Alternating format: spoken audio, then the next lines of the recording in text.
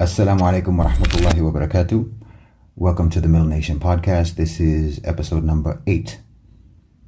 Most of what passes as analysis among Muslims is little more than propagandistic polemics that just use current events as fuel for ideological rhetoric, usually around the theme of a war against Islam.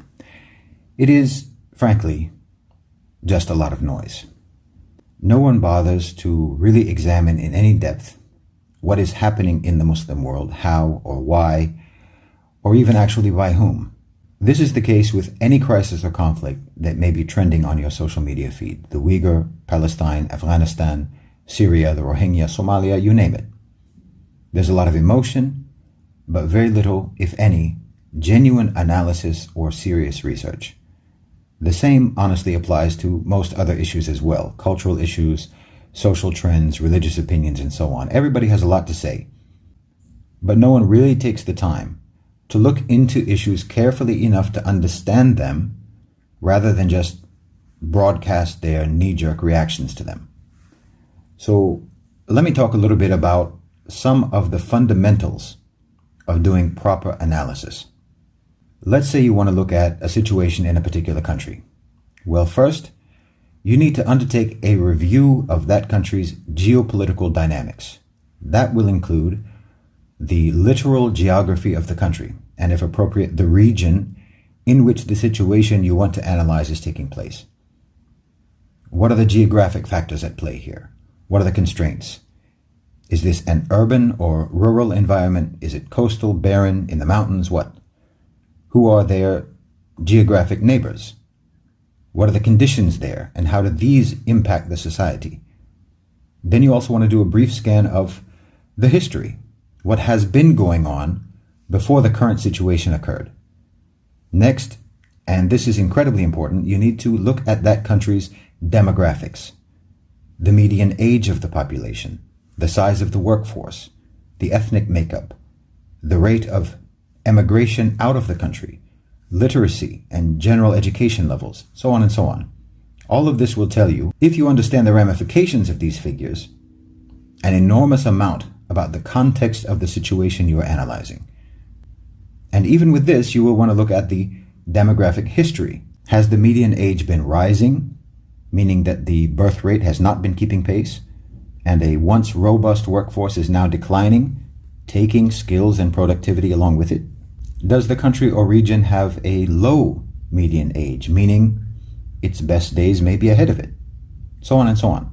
These are data sets that illuminate a great deal about what is going on in the country, because you have to understand that policymakers, both in the public and the private sector, are guided by these sets of data. And then, of course, you have to examine the country's economy, not just GDP, but per capita income, household debt, median wages, etc. You have to identify what their raw resources are, what their primary industrial sectors are, where do most people work, how does this country fit into the global supply chain, and whose supply chains specifically? What is the level of foreign direct investment, and who is investing, where, and why? And what are the regulations on foreign investment, and who's writing those regulations? And to whom is the country in debt? How much is it? And since when? What are the terms of any loan agreements that the government has entered into?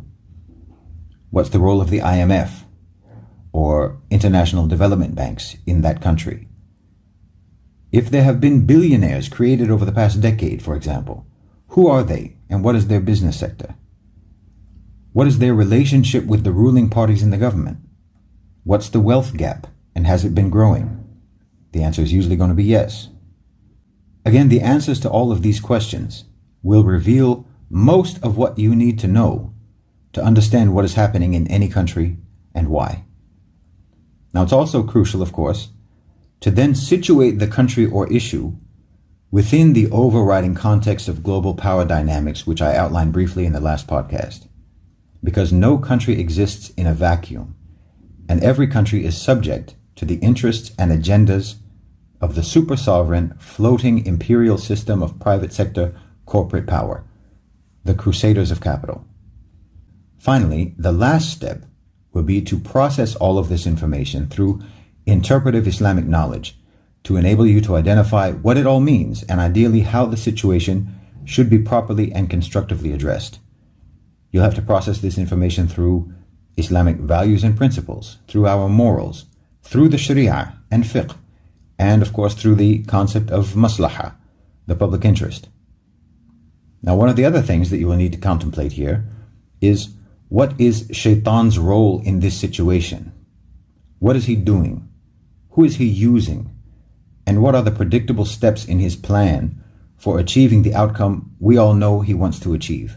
Because no, there is not a war between the West and Islam. There is a war between Shaitan and mankind. And we just have to identify the modalities of how that war is being carried out so that we can determine how best to intervene and respond. Now, I know this may seem like a lot of work, and maybe it is. But if you're not willing to do this work, then just know that you are not being helpful or useful if you voice your opinion.